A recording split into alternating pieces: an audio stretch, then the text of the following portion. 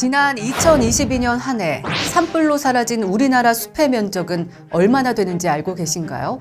우리나라 서울 면적의 절반을 차지하는 약 24,800헥타르입니다. 더 충격적인 사실은 지난 한 해 산불로 사라진 면적이 과거 20년간 산불로 사라진 총 면적보다 더 많다는 겁니다. 최근엔 기후변화의 영향으로 산불은 연중화, 대형화되면서 우리의 삶을 위협하는 재난이 되었습니다. 안타까운 건 이러한 산불이 낙뢰와 같은 자연현상이 원인인 경우는 거의 드물고 대부분이 사람의 부주의에 의해 발생하고 있다는 사실입니다. 실제로 산불을 낸 가해자들은 어떤 처벌을 받았을까요? 2022년 3월 5일 강릉 옥계와 동해 망상 일대에 발생한 대형 산불. 이 산불로 축구장 5,300개 면적의 산림이 훼손되고 주택 80여 채가 전소되는 등 총 394억 원의 재산 피해가 발생했는데요.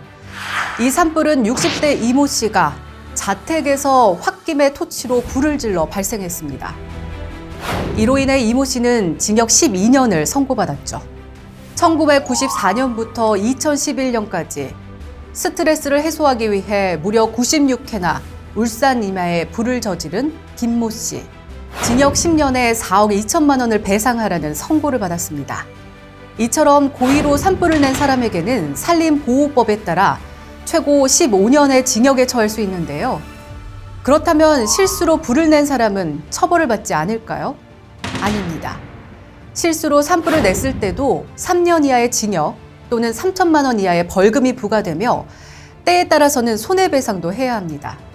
실제로 2016년 4월 충북 충주에서 쓰레기를 소각하다 산불을 낸 박모 씨는 징역 10개월에 8천만 원의 배상금을 선고받았고 2017년 3월 강릉 옥계에서 담배꽁초를 버려 산불을 냈던 약초 채취꾼 2명은 각각 징역 6개월과 징역 1년에 집행유예 2년을 선고받았습니다.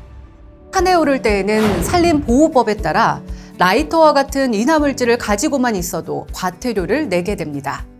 그러나 미국과 일본이 산불 방화제에 대한 처벌로 최대 사형에 처하는 것에 비하면 여전히 우리나라는 산불 방화제에 대한 처벌이 낮아 벌칙과 과태료를 상향하는 법안이 추진되고 있습니다. 꼭 처벌이 두려워서만이 아니라 이렇게 불로 인해 산이 타버리면 조림 상태가 복구되는 데에만 최소 30년이 소요됩니다.